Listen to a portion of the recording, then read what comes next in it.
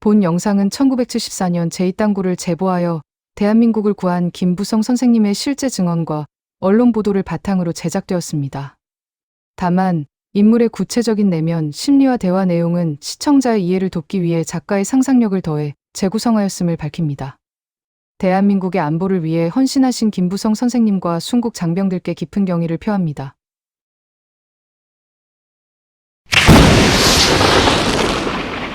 그때의 기억이 아직도 생생합니다.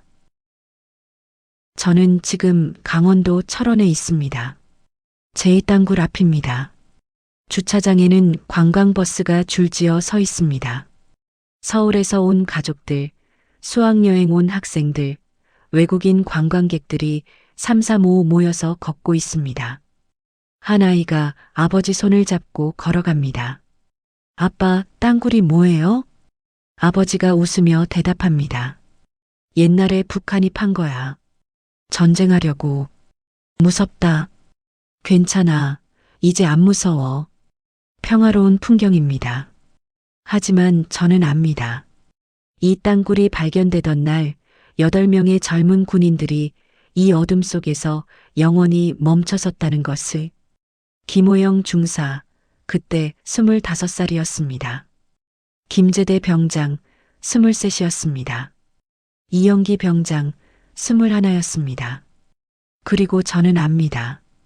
이 땅굴을 세상에 알린 사람이 바로 이 땅굴을 직접 판 사람이었다는 것을. 매일 새벽 폭발 소리를 들으며 서울을 향해 3미터씩 전진하던 사람이었다는 것을. 그 사람의 이름은 김부성, 북한 노동당 연락부 소속 측량 기사였습니다. 입구 옆에 작은 위령탑이 서 있습니다. 저는 그 앞에 섭니다. 이름들이 새겨져 있습니다. 8개의 이름, 8개의 인생, 8개의 가족. 관광객들은 사진을 찍습니다. 아무도 이 비석을 보지 않습니다. 저는 생각합니다. 이 사람들은 알까? 자신들이 오늘 평화롭게 이곳에 올 수 있는 건 50년 전 한 사람의 용기와 8명의 희생 때문이라는 것을.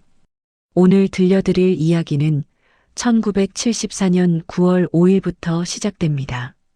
한 남자가 목숨을 걸고 휴전선을 넘어온 날, 그리고 아무도 그의 말을 믿지 않던 날. 이런 이야기들이 사라지지 않도록 구독과 좋아요로 함께 해주시면 감사하겠습니다. 잊혀져가는 이름들을 우리가 함께 기억할 수 있도록. 그럼 이야기를 시작하겠습니다. 그는 매일 자기 무덤을 파고 있었습니다. 1971년 10월 12일이었습니다. 저는 평양에서 측량 기사로 일하고 있었습니다. 건물 짓고 도로 놓고 다리 설계하고 그런 평범한 기술자였습니다. 그날 아침도 평범했습니다. 여느 때처럼 출근했습니다. 대동강변 아파트 단지 도면을 정리하고 있었습니다. 오전 11시쯤 문이 열렸습니다. 보안원 2명이 들어왔습니다. 김부성 동무. 제 이름을 불렀습니다. 가슴이 철렁했습니다. 북한에서 보안원이 직장으로 찾아온다는 건 좋은 일이 아닙니다. 네, 저입니다. 당 조직부에서 호출이다. 지금 따라오라. 동료들이 저를 쳐다봤습니다. 걱정 섞인 눈빛이었습니다. 저는 가방도 챙기지 못했습니다. 그대로 일어나서 따라갔습니다.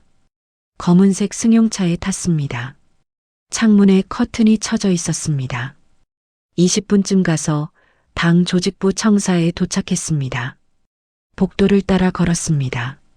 한방 앞에서 멈췄습니다. 안으로 들어가니 5명이 더 있었습니다. 모두 제 또래 30대 중반쯤. 모두 긴장한 표정이었습니다. 앞에 당 간부가 서 있었습니다. 동무들 앉아라. 저희는 의자에 앉았습니다. 간부가 저희를 하나하나 쳐다봤습니다. 시선이 무거웠습니다. 그리고 말했습니다. 동무들, 위대하신 수령님께서 동무들을 부르셨다. 가슴이 쿵쿵 뛰었습니다. 동무들은 조국 통일의 성스러운 대업에 참가하게 되었다. 지금부터 동무들이 맡게 될 임무는 당과 수령님만이 아는 최고 기밀이다. 최고 기밀. 저는 알았습니다. 이건 평범한 일이 아니구나. 동무들은 각자 기술자로서 뛰어난 능력을 인정받았다. 건축, 토목, 측량, 전기, 폭파. 모두 이번 사업에 필요한 기술이다. 간부가 걸어다니며 말했습니다. 하지만 명심해라. 이 일에 대해 누구에게도 말할 수 없다. 가족에게도, 친구에게도, 동료에게도, 심지어 아내에게도 말할 수 없다. 만약 입을 열면 동무와 동무 가족 전체가 반역자가 된다. 정치 범수용 소행이다. 이해했나? 이해했습니다. 저희는 일제히 대답했습니다. 다른 선택지가 없었습니다. 좋다. 내일 새벽 4시 평양역 뒤편 화물 적재장으로 나와라. 짐은 가져오지 마라. 그렇게 회의는 끝났습니다. 집으로 돌아가는 길 저는 생각했습니다. 조국 통일의 대업. 최고 기밀. 이게 대체 뭘까? 그날 저녁 집에 도착했습니다. 아내가 저녁을 차려놓고 기다리고 있었습니다. 왜 이렇게 늦었어요? 저는 웃으며 대답했습니다. 일이 좀 있었소. 식탁에 앉았습니다. 옥수수밥에 된장국이었습니다. 가끔 나오는 평범한 저녁이었습니다. 아내 맞은편에 딸아이가 앉아 있었습니다. 5살이었습니다. 작은 숟가락으로 밥을 떠먹고 있었습니다. 아빠, 오늘 유치원에서 그림 그렸어요. 그래. 뭘 그렸는데? 우리 가족이요. 아빠, 엄마, 나. 잘 그렸겠네. 응. 선생님이 칭찬했어요. 저는 딸아이 머리를 쓰다듬었습니다. 작고 따뜻했습니다. 그 순간 문득 가슴이 먹먹해졌습니다. 이 아이가 오늘 그린 그림을 저는 볼 수 없을 것 같았습니다. 식사 후 아내에게 말했습니다. 여보, 나 출장 좀 가야 할 것 같소. 어디로요? 그건 말 못하오. 아내 표정이 굳었습니다. 젓가락을 내려놓았습니다. 위험한 일인가요? 아니요. 그냥 기술지도 나가는 거요. 거짓말이었습니다. 아내가 제 손을 잡았습니다. 손이 차가웠습니다. 당신 조심해요. 꼭 돌아와야 해요. 걱정 마시오. 1달이면 돌아올 거요. 1달. 그것도 거짓말이었습니다. 저는 3년을 돌아오지 못했습니다. 그날 밤 잠을 잘 수 없었습니다. 천장을 보며 누워 있었습니다. 옆에서 아내가 잠든 숨소리가 들렸습니다. 딸아이가 작은 방에서 코를 골았습니다.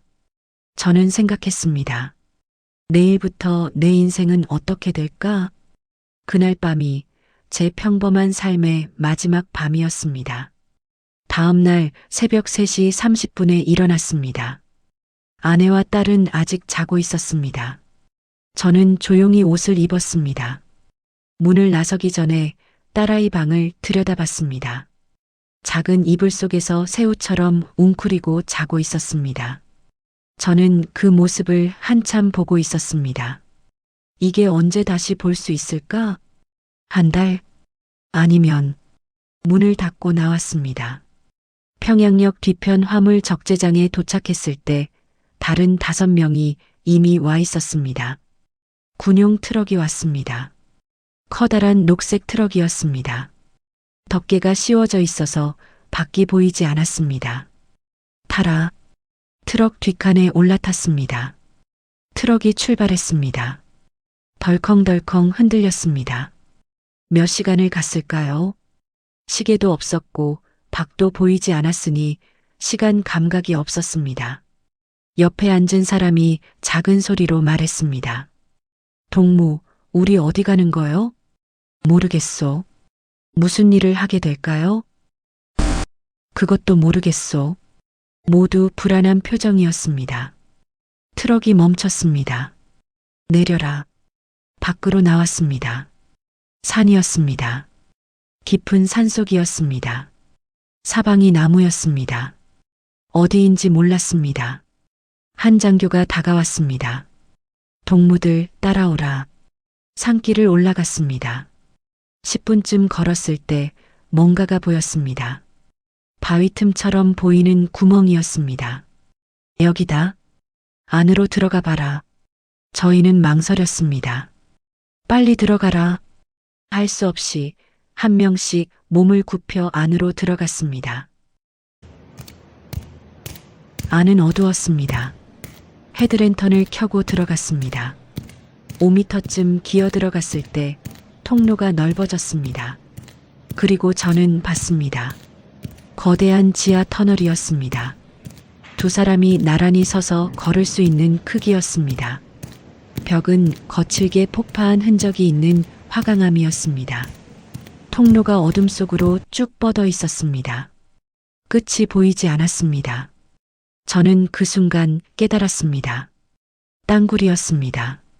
지하로 파고 들어가는 군사용 땅굴이었습니다. 장교가 뒤에서 들어왔습니다. 동무들, 보다시피 우리는 지금 위대한 사업을 하고 있다. 이 땅굴은 조국 통일의 날 남조선을 해방시킬 비밀 통로다.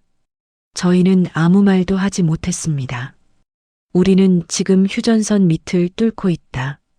남쪽으로 가고 있다. 완성되면 이 땅굴로 우리 인민군이 단숨에 남쪽 깊숙이 침투할 수 있다.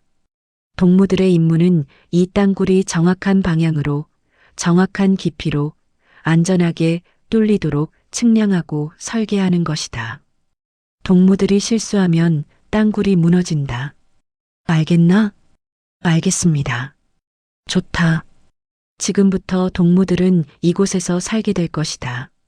막사가 준비되어 있다. 하지만 밖으로 나갈 수 없다. 편지도 쓸 수 없다. 완전히 외부와 차단된다. 외부와 차단. 그 말을 들었을 때 저는 알았습니다. 우리는 지금 감옥에 들어온 거구나. 그날부터 저는 땅굴에서 살게 되었습니다.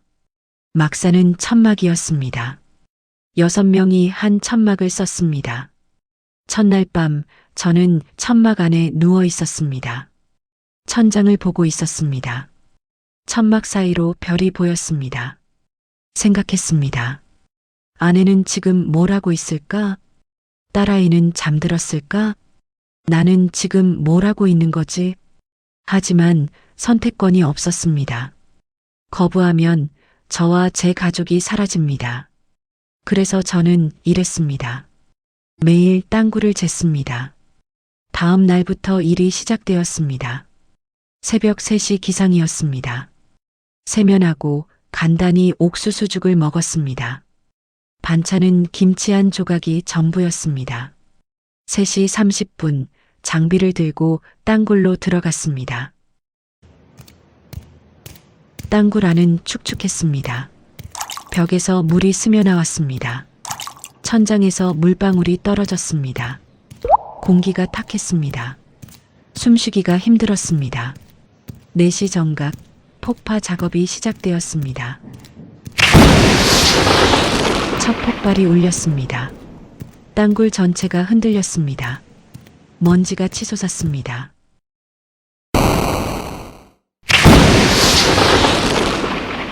일정한 간격으로 폭발이 계속되었습니다. 화강암이 부서지는 소리였습니다. 귀가 먹먹했습니다. 폭발 소리가 머릿속에서 울렸습니다. 폭파가 끝나면 10분 기다렸습니다. 먼지가 가라앉기를 기다렸습니다. 그리고 작업장으로 들어갔습니다. 먼지가 코를 찔렀습니다. 마스크를 썼지만 소용없었습니다. 목이 아팠습니다. 제 일은 측량이었습니다. 새로 뚫린 구간을 정확히 재는 일이었습니다. 측량기를 설치했습니다. 수평을 맞췄습니다. 조준했습니다. 각도를 읽었습니다. 거리를 쟀습니다. 높이를 확인했습니다. 수첩에 적었습니다. 날짜, 시간, 방향, 깊이, 모든 것을 옆에서 폭파 기사가 일했습니다. 함경도 출신이었습니다. 나이는 35쯤. 김동무, 오늘도 3미터 전진했소. 그렇군요. 이 속도면 2년 안에 휴전선을 넘겠소. 저는 대답하지 않았습니다. 폭파 기사가 웃었습니다. 김동무, 우리가 위대한 일을 하고 있는 거 아시오? 위대한 일이라. 그렇소. 우리가 조국 통일을 앞당기고 있소. 저는 그 말을 듣고 아무 말도 하지 못했습니다. 하루 작업이 끝나면 오전 8시쯤이었습니다. 밖으로 나왔을 때 해가 떠 있었습니다. 눈이 부셨습니다. 막사로 돌아와 아침을 먹었습니다. 옥수수밥과 된장국이었습니다. 식사 후 보고서를 작성했습니다. 오늘 작업 내용을 빽빽하게 썼습니다. 오후는 자유시간이었습니다. 하지만 갈 곳이 없었습니다. 막사 밖으로 나갈 수 없었습니다. 그래서 저는 수첩을 보고 있었습니다. 오늘 측량한 데이터를 다시 확인했습니다. 어제 데이터와 비교했습니다. 그리고 계산했습니다. 우리가 지금 어디로 가고 있는지 머릿속에 지도를 그렸습니다. 시작점에서 남쪽으로 계속 갑니다. 군사분계선을 넘습니다. 계속 남쪽으로 갑니다. 그러면 서울입니다. 이 땅굴은 서울을 향하고 있었습니다. 한 달이 지났습니다. 일은 계속되었습니다. 매일 같은 시간에 일어나고 같은 시간에 폭파하고 같은 시간에 나왔습니다. 하루 3미터씩 전진했습니다. 같은 천막을 쓰는 동료들과 조금씩 가까워졌습니다. 폭파 기사 리동무, 전기기사 박동무, 토목기사 최동무.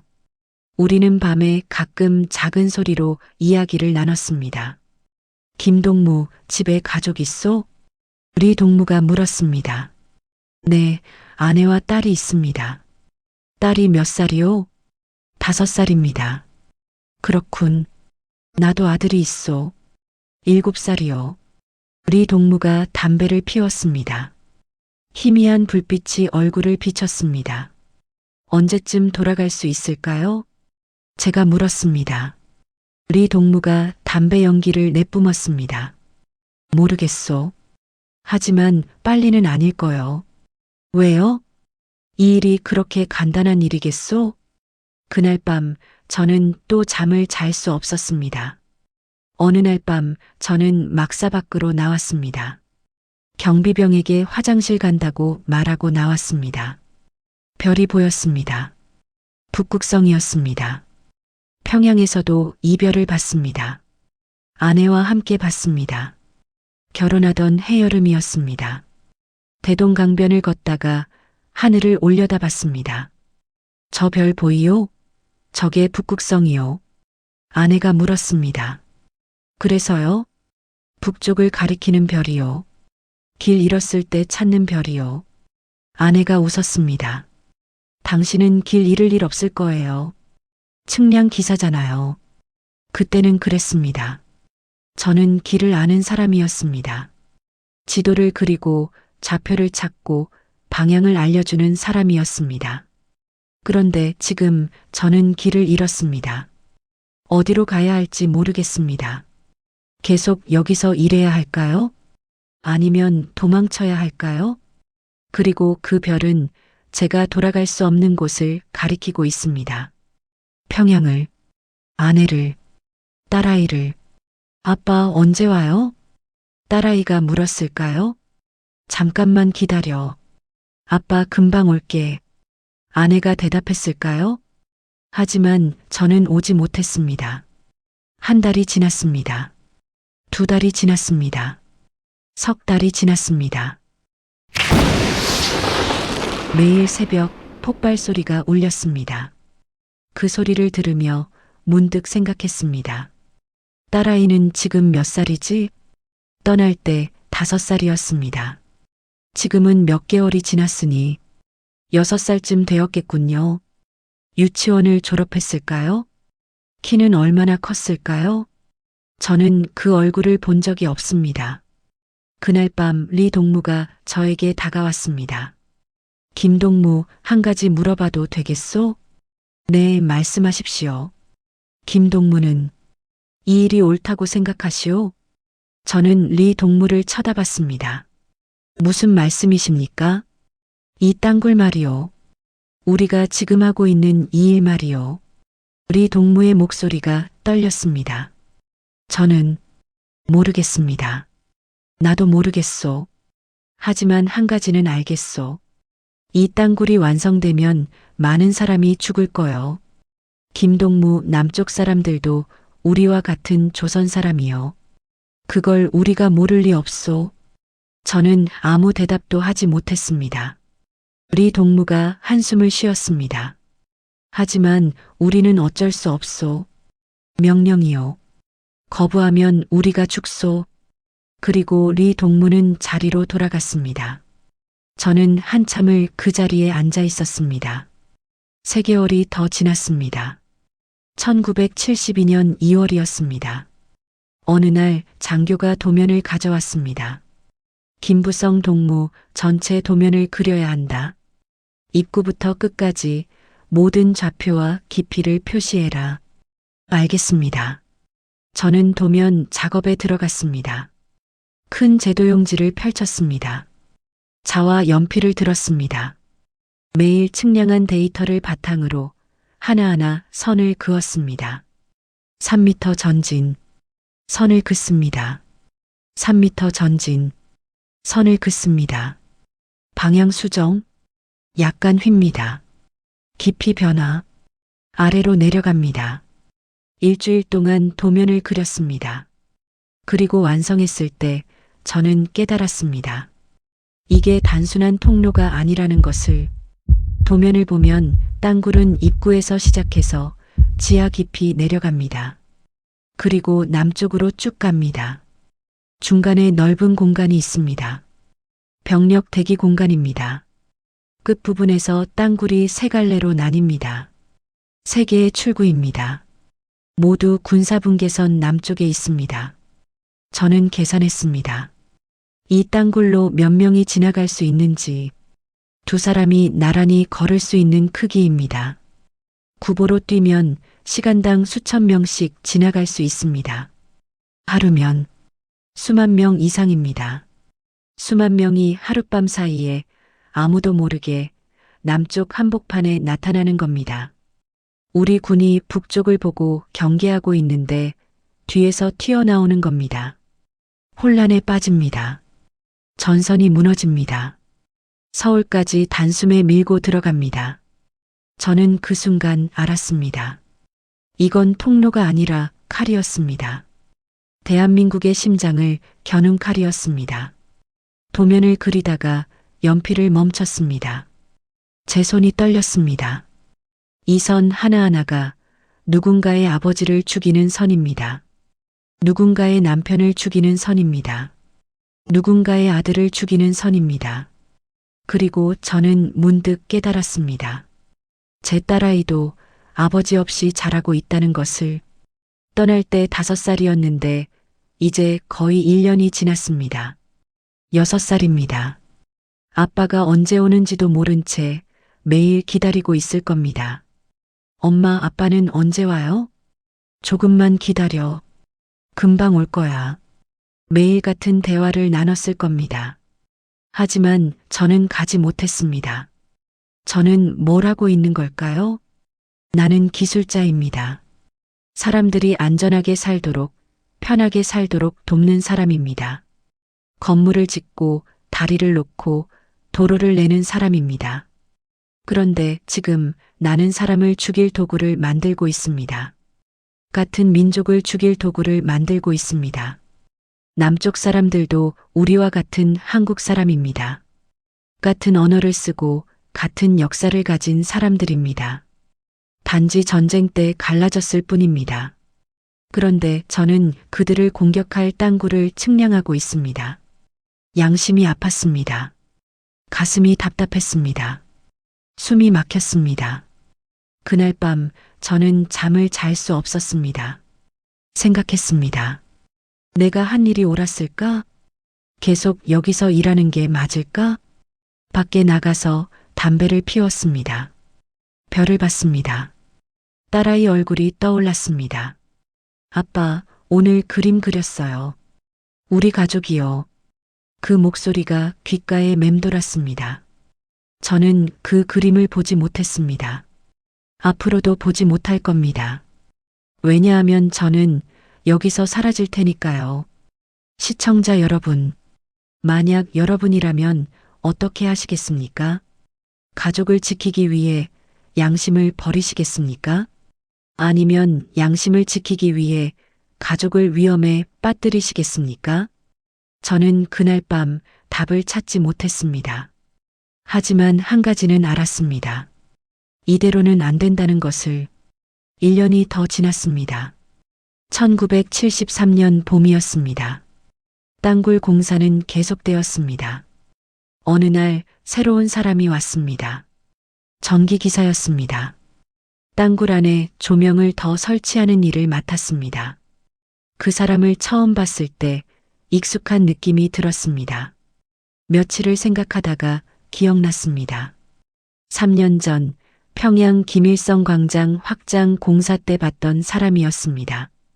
어느 날 저녁 저는 그 사람에게 다가갔습니다. 동무, 혹시 김일성 광장 공사하셨소? 그 사람 얼굴이 굳었습니다. 아니요. 제가 거기서 동물을 본 것 같은데 사람을 잘못 봤소. 그리고 그 사람은 저에게서 멀어졌습니다. 이상했습니다. 그날 밤 그 사람이 제 옆에 앉았습니다. 조용히 말했습니다. 김동무, 나를 아는 척하지 마시오. 왜죠? 내가 어디서 일했는지, 누구인지 묻지도 말고 말하지도 마시오. 주변을 살폈습니다. 아무도 듣지 않는지 확인했습니다. 그리고 작은 소리로 말했습니다. 동무, 이 공사가 끝나면 우리가 어떻게 되는지 아시오? 우리는 너무 많이 압니다. 이 땅굴의 위치, 깊이, 구조, 모든 것을. 북한에서 국가 기밀을 아는 사람은 두 부류요. 필요한 사람과 제거될 사람. 그리고 필요한 사람도 공사가 끝나면 제거될 사람이 되오. 저는 그 말을 듣고 등골이 서늘해졌습니다. 설마가 아니오. 확실한 일이오. 그 사람이 담배를 꺼냈습니다. 불을 붙였습니다. 김동무, 1960년대에 함경도에서 큰 군사시설 공사가 있었소. 지하미사일 기지였소. 기술자들이 동원됐소. 건축, 전기, 토목 다 동원됐소. 그래서요? 2년 동안 일했소. 그리고 공사가 끝났을 때 그 기술자들이 모두 사라졌소. 사라졌다니. 어디로 갔는지 아무도 몰라요. 가족들이 찾았지만 당국에서는 다른 공사장으로 갔다고만 했소.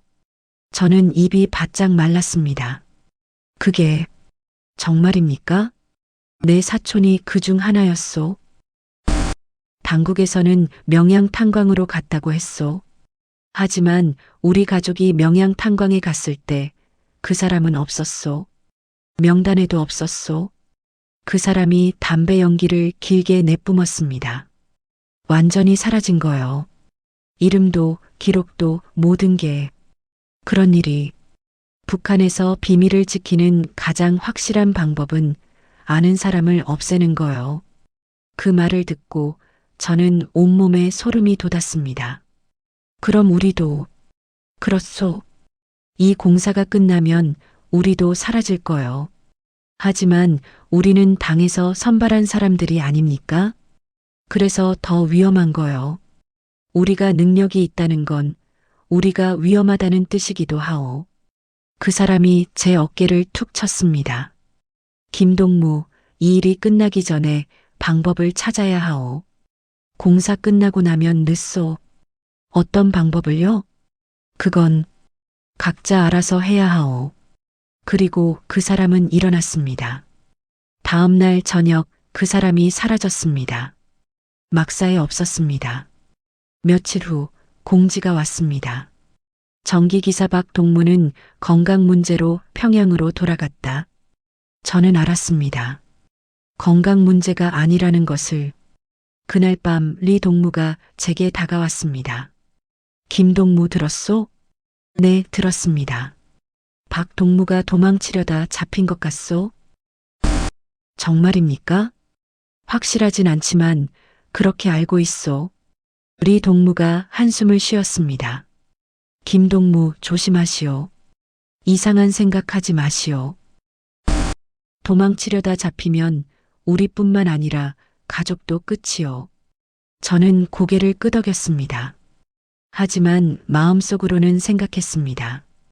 도망치지 않아도 끝이라는 것을. 그때 저는 깨달았습니다. 여기는 작업장이 아니라 무덤이라는 것을. 우리는 땅굴을 파는 게 아니라 우리 무덤을 파고 있다는 것을. 그날부터 저는 공포 속에서 살았습니다. 매일 아침 눈을 뜨면 생각했습니다. 오늘도 살아있구나. 오늘도 필요한 사람이구나. 하지만 내일은? 이 공사가 끝나면? 땅굴이 완성되면? 답은 뻔했습니다. 저는 도망칠 방법을 생각하기 시작했습니다. 그날 밤 저는 막사 밖으로 나왔습니다. 별을 봤습니다. 평양 방향을 봤습니다. 아내가 있는 곳입니다. 딸아이가 있는 곳입니다. 만약 제가 도망치면 그들은 어떻게 될까요? 당국은 제 가족을 잡아갈 것입니다. 아내와 딸이 정치 범수용소로 끌려갈 것입니다. 하지만 이대로 있어도 저는 죽습니다. 그렇다면 차라리 도망치다 죽는 게 낫습니다. 최소한 시도는 해보는 게 낫습니다. 그리고 만약 제가 성공한다면, 이 땅굴을 막을 수 있다면 수만 명의 목숨을 구할 수 있습니다. 그게 제 가족을 희생시킬 이유가 될까요? 저는 모르겠습니다. 지금도 모르겠습니다. 하지만 저는 그렇게 생각하기로 했습니다. 1972년, 1973년, 1974년. 3년이 흘렀습니다. 땅굴은 거의 완성 단계였습니다. 1974년 7월쯤 책임 장교가 말했습니다. 동무들 고생이 많았다. 앞으로 석 달만 더하면 공사가 끝난다. 11월이면 완공이다. 그러면 동무들은 영웅이 될 것이다. 영웅. 저는 그 말을 들었을 때 알았습니다. 이제 시간이 얼마 없다는 것을. 석 달 후면 공사가 끝납니다. 공사가 끝나면 저희는 제거됩니다. 그 전에 나가야 합니다. 저는 계획을 세우기 시작했습니다. 첫째, 도면을 머릿속에 외워야 했습니다. 저는 매일 밤 눈을 감고 도면을 그렸습니다. 입구부터 시작해서 출구까지 깊이, 방향, 경사, 광장 위치, 모든 것을. 처음에는 어려웠습니다. 숫자가 너무 많았습니다. 하지만 반복했습니다. 하루에 한 번씩, 두 번씩, 세 번씩. 한 달이 지나자 조금씩 외워졌습니다. 두 달이 지나자 거의 완벽하게 외웠습니다. 눈을 감고도 도면을 그릴 수 있었습니다. 왜냐하면 이게 제가 가져갈 수 있는 유일한 증거였으니까요. 종이에 적을 수 없었습니다. 검사받으면 끝입니다. 사진도 찍을 수 없었습니다. 카메라가 없었습니다. 오직 제 머릿속에만 보관할 수 있었습니다. 둘째, 기회를 기다려야 했습니다. 저희는 한 달에 한 번 평양에 갈 수 있었습니다. 보고서를 제출하러 가는 날이었습니다. 그날을 노려야 했습니다. 평양에서 도망쳐야 했습니다. 어떻게? 대동강변에서 트럭을 얻어 타야 했습니다. 개성으로 가는 트럭. 개성에서 내려서 휴전선까지 걸어가야 했습니다. 밤에 혼자서 가능할까요? 모르겠습니다. 하지만 해야 했습니다. 셋째, 휴전선 위치를 파악해야 했습니다. 저는 몰래 별을 봤습니다. 밤에 막사 밖으로 나가서 북극성을 찾았습니다. 태양의 위치를 봤습니다. 대략적인 방향을 파악했습니다. 평양에서 여기까지 트럭으로 약 3시간. 그러면 휴전선까지는 약 30km쯤. 밤에 걸어야 합니다. 하룻밤이면 갈 수 있을까요? 모르겠습니다. 하지만 가야 합니다. 넷째, 각오를 해야 했습니다. 저는 매일 밤 딸아이를 생각했습니다. 지금 몇 살이지? 떠날 때 5살이었고 지금 3년이 지났으니 8살입니다. 초등학교에 다니고 있겠죠. 친구들과 놀고 있겠죠. 아빠 언제 와요? 아직도 물어봤을까요? 아니면 이제 포기했을까요? 아빠는 안 오는구나. 그렇게 생각했을까요? 미안합니다, 딸아. 아빠가 나쁜 아빠인 것 같습니다. 하지만 아빠는 더 나쁜 일을 막고 싶습니다. 이 땅굴이 완성되면 수많은 아이들이 아빠를 잃게 됩니다. 남쪽 아이들이요. 그들도 우리 딸처럼 아빠를 기다리고 있을 겁니다. 아빠 언제 와요? 그 아이들이 아빠를 영원히 볼 수 없게 하고 싶지 않습니다. 그걸 막고 싶습니다. 그게 너를 버린 이유가 될 수 있을까요? 저는 모르겠습니다. 어느 날 밤 저는 작은 돌멩이를 주었습니다. 날카로운 돌멩이였습니다. 막사바닥 나무 판자에 작게 글자를 새겼습니다. 딸아, 미안하다. 사랑한다. 아주 작게, 아무도 못 볼 정도로 작게 새겼습니다. 그리고 판자를 다시 제자리에 놓았습니다. 누군가 이걸 발견할까요? 아마 아무도 발견하지 못할 겁니다. 하지만 저는 새겼습니다. 흔적이라도 남기고 싶었습니다. 다음 평양 출장 날짜를 확인했습니다. 9월 5일이었습니다. 그날이 제 마지막 기회입니다. 8월 내내 저는 준비했습니다. 매일 밤 도면을 외웠습니다. 매일 밤 루트를 시뮬레이션 했습니다. 평양역에서 대동강변까지, 트럭 얻어타기, 개성 도착, 휴전선까지 도보, 머릿속으로 수십 번 반복했습니다. 8월 31일 밤 리 동무가 제게 다가왔습니다. 김동무, 표정이 안 좋아 보이는데 괜찮소? 네, 괜찮습니다. 뭔가 걱정 있으면 말하시오. 아닙니다. 그냥 피곤할 뿐입니다. 리 동무가 제 어깨를 툭 쳤습니다. 김동무, 조금만 더 버티시오. 곧 끝나오. 네, 그렇겠죠. 저는 웃었습니다. 하지만 속으로는 생각했습니다.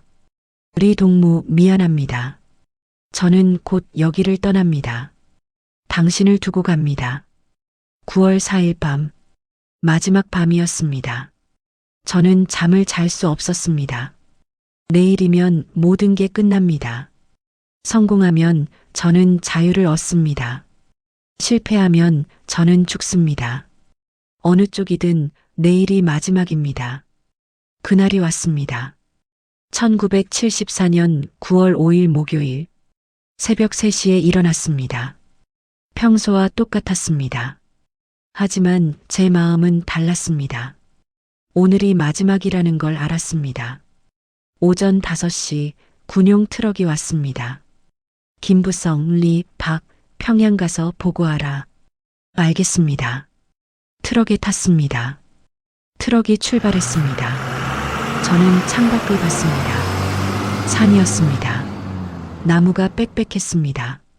3년 전 처음 왔을 때와 똑같았습니다. 3시간쯤 갔을 때 평양이 보이기 시작했습니다. 대동강이 보였습니다. 저는 그 강을 보며 생각했습니다. 저 강을 넘으면 자유입니다. 아니, 자유는 아닙니다. 저 강을 넘어도 아직 휴전선이 남았습니다. 하지만 첫 번째 단계입니다. 오전 8시쯤 평양 시내에 도착했습니다. 당 본부 건물에 들어갔습니다. 보고서를 제출했습니다. 땅굴 공사 거의 완성 단계입니다. 예정대로 11월 중순 완공 가능합니다. 책임자가 보고서를 받았습니다. 수고했다. 점심 먹고 오후 2시에 다시 출발하도록. 점심시간까지 4시간이 있었습니다. 식당에서 밥을 먹었습니다.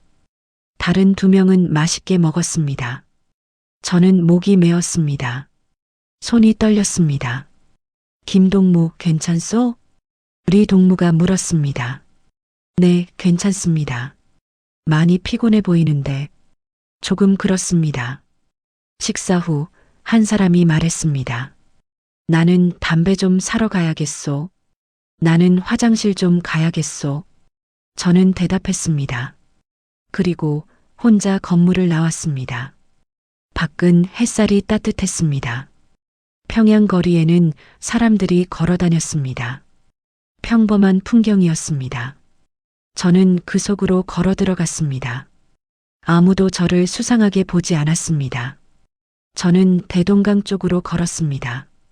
심장이 터질 것 같았습니다. 하지만 뒤돌아보지 않았습니다. 그냥 걸었습니다. 10분, 20분, 30분. 강변에 도착했을 때 화물차들이 서 있었습니다. 저는 한 트럭에 다가갔습니다. 동무, 혹시 개성 쪽으로 가시오? 기사가 저를 쳐다봤습니다. 개성? 왜? 급한 일이 있어서 가야 하는데 좀 태워주시겠소? 저는 주머니에서 담배 한 갑을 꺼냈습니다. 기사가 담배를 받았습니다. 한 대 꺼내서 냄새를 맡았습니다.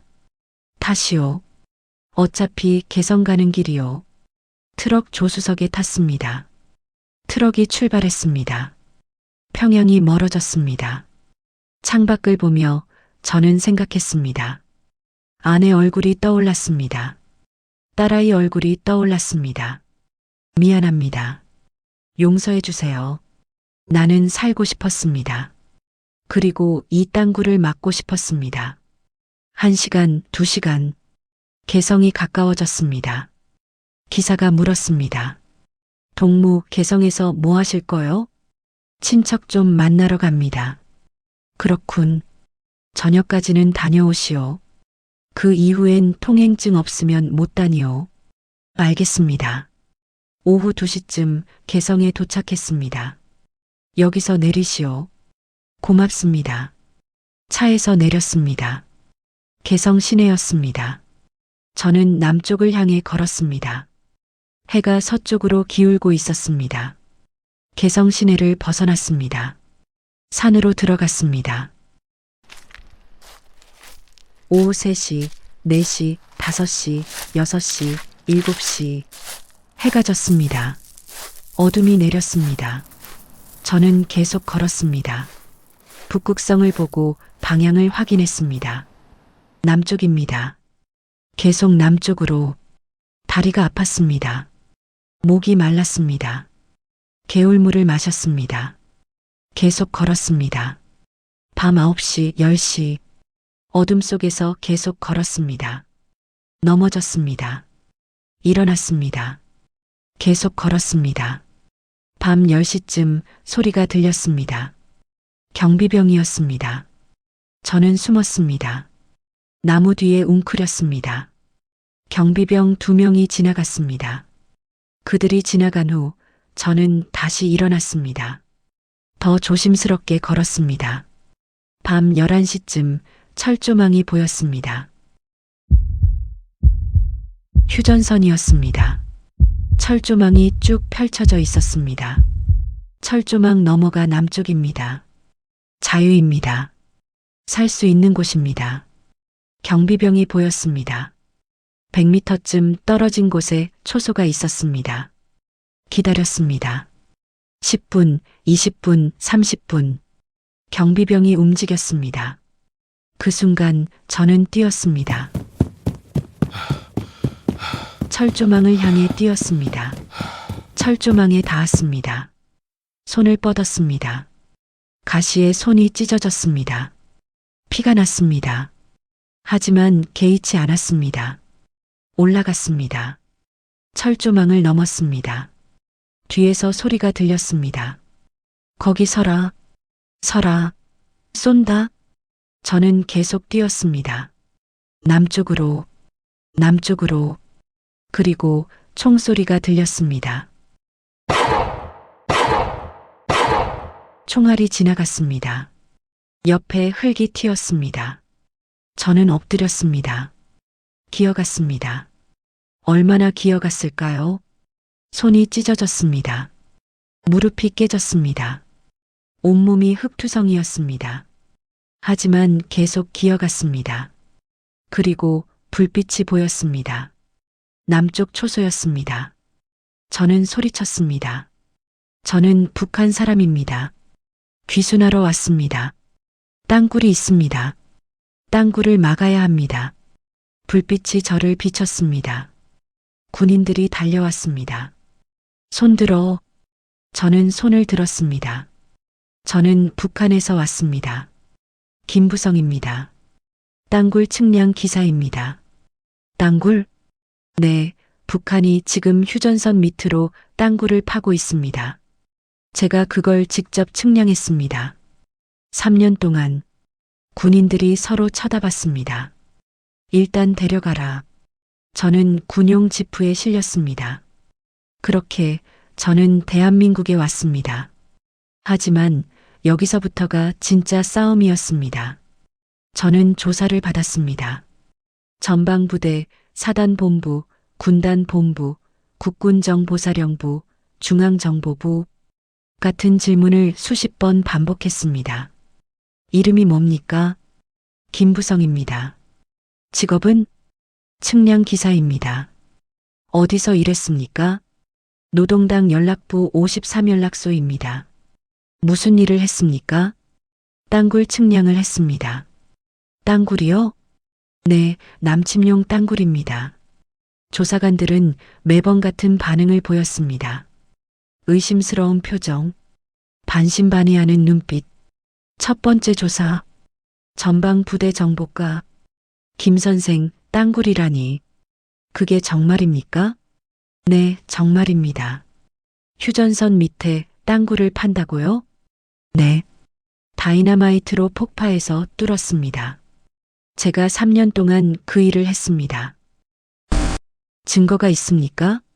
제 머릿속에 있습니다. 저는 도면을 그렸습니다. 3년 동안 매일 측량했습니다. 모든 좌표를 외웠습니다. 그게 증거가 됩니까? 되어야 합니다. 저는 목숨을 걸고 여기까지 왔습니다. 제 가족을 버리고 왔습니다. 거짓말할 이유가 없습니다. 조사관이 다른 조사관을 쳐다봤습니다. 회의적인 눈빛이었습니다. 두 번째 조사, 사단 정보참모부. 또 같은 질문이었습니다. 땅굴이 어디에 있습니까? 두 곳입니다. 하나는 판문점 근처, 하나는 철원 근처입니다. 구체적으로요? 판문점 근처 것은 제가 작업한 곳이 아니라서 정확한 위치는 모릅니다. 하지만 철원 것은 제가 직접 측량했습니다. 좌표를 말해 보십시오. 저는 눈을 감았습니다. 3년 동안 외웠던 숫자들이 떠올랐습니다. 입구는 이 근처입니다. 지하로 내려가서 남쪽으로 향합니다. 출구는 군사분계선 남쪽에 있습니다. 조사관이 적었습니다. 하지만 그의 표정에서 저는 알았습니다. 그도 믿지 않는다는 것을. 세 번째 조사, 군단 정보처. 김 선생, 북한이 왜 땅굴을 팝니까? 남침하기 위해서입니다. 왜 하필 지금입니까? 남북 대화가 진행되고 있는데요. 대화는 위장입니다. 실제로는 전쟁 준비를 하고 있습니다. 증거가 있습니까? 제가 증거입니다. 제가 직접 그 일을 했습니다. 조사관이 한숨을 쉬었습니다. 김 선생, 이해하십시오. 우리로서는 당신 말만 믿고 움직일 수 없습니다. 왜입니까? 땅굴을 찾는다는 건 엄청난 인력과 장비가 필요합니다.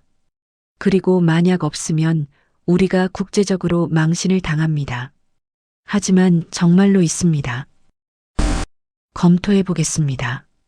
네 번째 조사, 국군정보사령부. 이번에는 더 높은 계급의 장교들이었습니다. 김 선생, 당신이 말하는 땅굴의 크기가 얼마입니까? 두 사람이 나란히 걸을 수 있는 크기입니다. 그 정도면 시간당 몇 명이 통과할 수 있습니까? 수천 명입니다. 하루면 수만 명 이상입니다. 장교들이 서로 쳐다봤습니다. 만약 그게 사실이라면 이건 심각한 문제입니다. 사실입니다. 하지만 우리는 확인할 방법이 없습니다. 제가 말한 곳에 가서 파보십시오. 그곳은 지뢰밭입니다. 함부로 갈 수 없습니다. 저는 그때 깨달았습니다. 아무리 말해도 그들은 믿지 않을 거라는 것을, 증거가 없으면 저는 그저 거짓말쟁이일 뿐이라는 것을. 5번째 조사, 중앙정보부. 이번에는 민간인 복장의 사람들이었습니다. 김 선생, 당신이 북한에서 왜 탈출했습니까? 땅굴을 알리기 위해서입니다. 정말 그것뿐입니까? 다른 이유는 없습니까? 무슨 뜻입니까? 혹시 북한에서 문제가 있었던 건 아닙니까? 범죄를 저지르거나 숙청을 피해 도망친 건 아닙니까? 아닙니다. 확실합니까? 확실합니다. 저는 깨끗한 기술자였습니다. 그런 깨끗한 기술자가 왜 가족을 버리고 도망쳤습니까?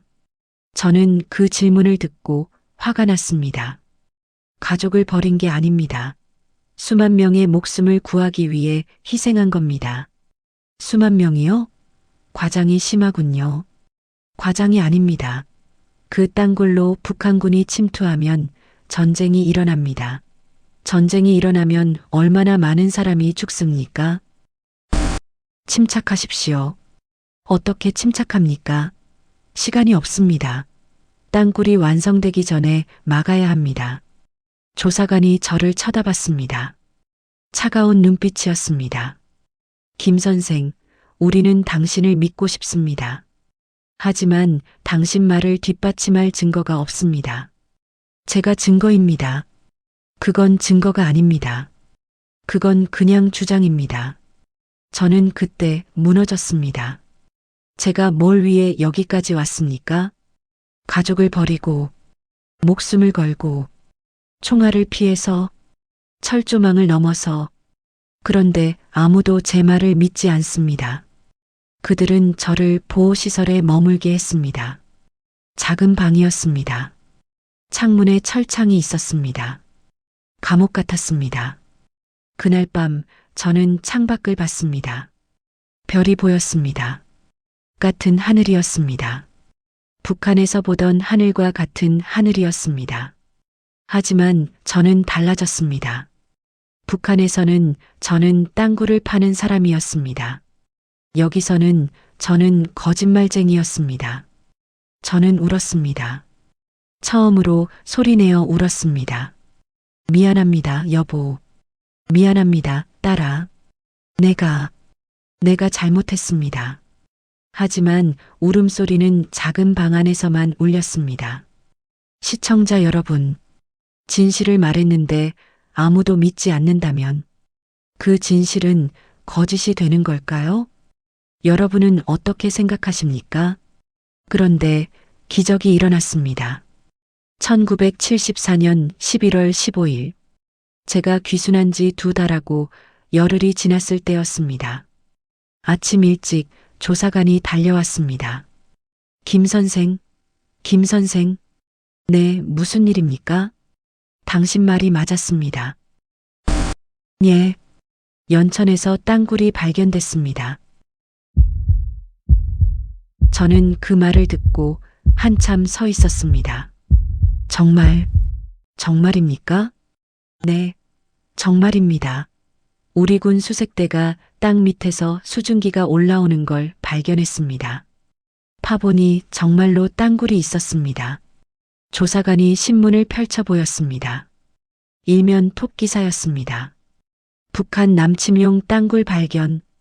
크게 적혀 있었습니다. 저는 신문을 받아들고 한참 봤습니다. 눈물이 났습니다. 김 선생, 다시 한번 사과드립니다. 당신 말을 의심해서 죄송합니다. 아닙니다. 이제 우리는 당신을 믿습니다. 그리고 당신이 말한 다른 땅굴들도 찾아보겠습니다. 네, 네. 저는 더 이상 말할 수 없었습니다. 며칠 후 군 당국이 저를 다시 불렀습니다. 이번엔 분위기가 완전히 달랐습니다. 높은 계급의 장교들이 모여 있었습니다. 김부성 선생님, 다시 한번 감사드립니다. 선생님이라고 불렀습니다. 당신 덕분에 우리는 북한의 땅굴 계획을 알게 되었습니다. 이제 다른 땅굴들도 찾아야 합니다. 제가 도와드리겠습니다. 당신이 말한 철원 지역 땅굴 위치를 정확히 알 수 있습니까? 알 수 있습니다. 그럼 같이 가주시겠습니까? 네, 가겠습니다. 다음 날 저는 헬기를 타고 철원으로 갔습니다. 헬기에서 내려다본 땅은 낯설었습니다. 나만의 땅이었습니다. 산이 펼쳐져 있었습니다. 논과 밭이 보였습니다. 평화로운 풍경이었습니다. 하지만 저는 알았습니다. 이 평화로운 땅 밑에 죽음의 통로가 뚫려 있다는 것을. 헬기가 착륙했습니다. 지도를 펼쳤습니다. 김 선생, 여기가 철원 지역입니다. 땅굴이 어디에 있습니까? 저는 지도를 봤습니다. 머릿속에서 계산했습니다. 여기입니다. 정확히 이 지점에서 시추를 하시면 됩니다. 확실합니까? 확실합니다. 제가 3년 동안 쟀던 곳입니다. 틀릴 리 없습니다. 군은 즉시 탐사에 들어갔습니다. 시추 장비를 가져왔습니다. 그리고 땅을 뚫기 시작했습니다. 첫 번째 시추, 실패했습니다. 두 번째, 세 번째, 네 번째, 계속 실패했습니다. 10번, 20번, 30번, 계속 실패했습니다. 저는 불안했습니다. 혹시 제가 잘못 기억한 건 아닐까? 군 지휘관들도 점점 의심스러운 표정을 짓기 시작했습니다. 김 선생, 정말 여기가 맞습니까? 맞습니다. 분명히 여기입니다. 하지만 계속 안 나오는데요. 한 번만 더 해보십시오. 제발. 34번째 시추가 시작되었습니다. 시추기가 돌아갔습니다. 그리고 어느 순간 뚝 시추봉이 떨어졌습니다. 밑에 빈 공간이 있습니다. 땅굴입니다. 군인들이 소리쳤습니다. 시추석을 꺼냈습니다. 짧았습니다. 모래가 나왔습니다.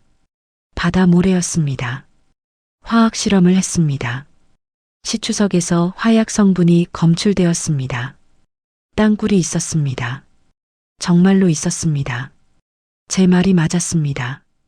저는 그 자리에 주저앉았습니다. 울었습니다. 이번엔 기쁨의 눈물이었습니다.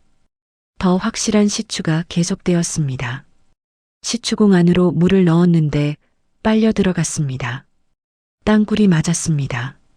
1975년 3월 19일 제2땅굴이 공식 발견되었습니다. 군 지휘관이 제 손을 잡았습니다. 고맙습니다, 김 선생. 당신이 대한민국을 구했습니다. 저는 그저 아닙니다. 당신이 아니었다면 우리는 이 땅굴을 몰랐을 겁니다. 그리고 북한이 침투했을 겁니다. 수만 명이 죽었을 겁니다. 저는 아무 말도 할 수 없었습니다. 그저 고개를 숙였습니다. 감사합니다. 제 말을 믿어주셔서. 하지만 기쁨은 오래가지 않았습니다. 제2땅굴 발견 후 군은 땅굴 내부를 조사하기로 했습니다. 역갱도를 뚫었습니다. 땅굴 옆에서 가로로 구멍을 뚫어서 들어가는 겁니다. 현대건설의 중장비를 동원했습니다. 1975년 4월 역갱도 공사가 시작되었습니다. 저도 현장에 있었습니다. 김 선생, 땅굴 안에 무슨 위험 요소가 있을까요? 북한군이 철수하면서 뭔가 설치해뒀을 겁니다. 아마 차단벽을 쌓고 그 뒤에 폭발물을 설치했을 가능성이 높습니다. 조심해야겠군요. 네, 매우 조심해야 합니다. 4월 8일, 역갱도가 땅굴과 연결되었습니다. 수색대가 조직되었습니다. 김호영 중사를 비롯한 8명의 군인이 선발되었습니다. 저는 입구에서 지켜보고 있었습니다. 군인들이 헤드랜턴을 켜고 땅굴 안으로 들어갔습니다. 김호영 중사가 앞장섰습니다. 25살이었습니다. 그 뒤로 김제대 병장, 이영기 병장, 그리고 5명이 더 따라갔습니다. 어둠이 그들을 삼켰습니다. 10분이 지났습니다. 20분이 지났습니다. 30분쯤 지났을 때 무전이 왔습니다. 차단벽을 발견했습니다. 돌로 쌓은 벽입니다. 철거 작업에 들어가겠습니다. 조심하시오. 폭발물이 있을 수 있소. 알겠습니다. 무전이 끊겼습니다. 저는 입구에서 기다리고 있었습니다. 불안했습니다. 가슴이 답답했습니다. 10분쯤 지났을 때 굉음이 들렸습니다. 땅이 흔들렸습니다. 땅굴 입구에서 먼지가 치솟았습니다. 무슨 일이오? 폭발입니다. 수색대, 응답하시오. 무전을 불렀습니다. 하지만 대답이 없었습니다. 수색대, 김호영 중사, 계속 불렀습니다. 하지만 아무 소리도 들리지 않았습니다. 구조대가 들어갔습니다. 1시간 후 그들이 나왔습니다. 얼굴이 창백했습니다. 들것에 실려 나오는 것들이 보였습니다. 군복 조각, 헬멧, 인식표, 전사했습니다. 뭐라고? 8명 모두 전사했습니다. 저는 그 자리에 섰습니다. 다리에 힘이 풀렸습니다. 주저앉았습니다. 네, 내 탓입니다. 김 선생, 제가 이 땅굴을 알려줬기 때문에. 아닙니다. 이건 당신 잘못이 아닙니다. 하지만 저는 알았습니다. 제가 말하지 않았다면 이 8명은 죽지 않았을 거라는 것을. 제가 땅굴을 알려줬기 때문에 그들이 들어갔고 폭발에 휘말렸다는 것을. 8명의 젊은 군인들. 그들에게는 가족이 있었을 겁니다. 부모님이 있었을 겁니다. 아내가 있었을 겁니다. 아이가 있었을 겁니다. 그들은 오늘 아침 출근했습니다. 평범한 하루였을 겁니다. 그리고 임무를 받았습니다. 땅굴 수색. 위험하지만 해야 하는 일. 그들은 들어갔습니다. 그리고 돌아오지 못했습니다. 그날 밤 저는 잠을 잘 수 없었습니다. 눈을 감으면 폭발 소리가 들렸습니다. 눈을 뜨면 그들의 얼굴이 보였습니다. 저는 생각했습니다. 내가 한 일이 옳았을까? 며칠 후 장례식이 있었습니다. 8명의 관이 나란히 놓여 있었습니다. 태극기가 덮여 있었습니다. 유가족들이 왔습니다. 한 어머니가 관을 붙들고 울었습니다. 아가야, 아가야, 엄마 왔다. 왜 대답이 없니? 왜? 한 아내가 바닥에 주저앉아 울었습니다. 여보, 여보, 당신 어떡해? 나 어떡해? 한 아이가 관 앞에 섰습니다. 6살쯤 되어 보였습니다. 아빠 자요? 아빠 일어나요. 아빠. 저는 멀리서 지켜봤습니다. 다가갈 수 없었습니다. 무슨 말을 해야 할지 몰랐습니다. 제가 뭐라고 위로할 수 있겠습니까? 제가 말해서 그들이 죽었는데. 하지만 저는 압니다. 만약 제가 말하지 않았다면, 만약 이 땅굴이 그대로 완성되었다면 8명이 아니라 수만 명이 죽었을 겁니다. 이 땅굴로 북한군이 침투했다면, 전쟁이 일어났다면 얼마나 많은 사람이 죽었을까요? 얼마나 많은 어머니가 울었을까요? 얼마나 많은 아내가 남편을 잃었을까요? 얼마나 많은 아이가 아빠를 잃었을까요? 하지만 그 사실이 위로가 되지 않습니다. 8명의 얼굴이 지금도 제 눈앞에 아른거립니다. 김호영 중사, 25살, 김제대 병장, 23, 이영기 병장, 21, 그리고 5명. 평생 잊지 않겠습니다. 여러분이 지켜준 이 땅을 2024년 11월입니다. 저는 지금 제2땅굴 앞에 서 있습니다. 50년이 흘렀습니다. 이제 저도 87세입니다. 늙었습니다. 허리가 구부정합니다. 지팡이를 짚고 걷습니다. 하지만 기억은 생생합니다. 땅굴 안의 어둠, 매일 밤 느꼈던 공포, 휴전선을 넘던 그날 밤, 그리고 8명의 이름, 입구 옆에 위령탑이 서 있습니다. 작은 비석입니다. 제2땅굴 수색 중 전사한 국군 장병 추모비, 그 아래 이름들이 새겨져 있습니다. 김호영 중사, 김제대 병장, 이영기 병장. 저는 그 앞에 섭니다. 지팡이를 짚고 비석을 바라봅니다. 미안합니다. 작은 소리로 말합니다. 그리고 고맙습니다. 바람이 붑니다. 가을바람입니다. 나뭇잎이 떨어집니다. 저는 주머니에서 꽃 한 송이를 꺼냅니다. 비석 앞에 놓습니다. 무릎을 꿇고 절을 합니다. 허리가 아프지만 제대로 절을 합니다. 관광객들이 지나갑니다. 한 아이가 묻습니다. 엄마, 저 할아버지는 뭐 하세요? 모르겠다. 그들은 지나갑니다. 저는 혼자 남았습니다. 비석 앞에서 한참을 서 있습니다. 여러분이 지켜준 이 나라에서 저는 지금 평화롭게 살고 있습니다. 여러분이 막아준 이 땅에서 아이들이 뛰어놉니다. 전쟁은 일어나지 않았습니다. 땅굴은 막혔습니다. 우리는 이겼습니다. 그게 여러분 덕분입니다. 저는 고개를 들어 하늘을 봅니다. 파란 하늘입니다. 구름이 떠갑니다. 평화로운 하늘입니다. 50년 전 제가 북한에서 올려다보던 하늘과 같은 하늘입니다. 하지만 이제는 다릅니다. 자유로운 하늘입니다. 저는 웃습니다. 살아있어서 다행입니다. 여기까지 와서 다행입니다. 그리고 말할 수 있어서 다행입니다. 시청자 여러분, 여러분이 오늘 평화롭게 이 영상을 보고 계신 것은 50년 전 한 사람이 용기를 냈기 때문입니다. 그리고 8명이 목숨을 바쳤기 때문입니다. 평화는 공짜가 아닙니다.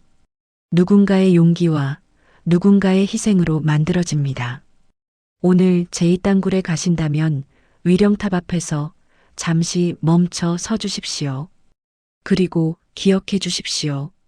김호영 중사, 김제대 병장, 이영기 병장, 그리고 5명의 이름을, 그들이 지켜준 이 땅을 댓글에 여러분의 생각을 남겨주시면 좋겠습니다. 이 땅굴을 아시나요? 이 이름들을 기억하시나요? 우리는 어떻게 이 평화를 지켜야 할까요? 여러분의 생각을 듣고 싶습니다. 이 이야기를 끝까지 들어주신 여러분께 진심으로 감사드립니다. 구독과 좋아요는 잊혀져가는 역사를 기억하는데 큰 힘이 됩니다. 다음에도 또 다른 이야기로 찾아뵙겠습니다. 감사합니다.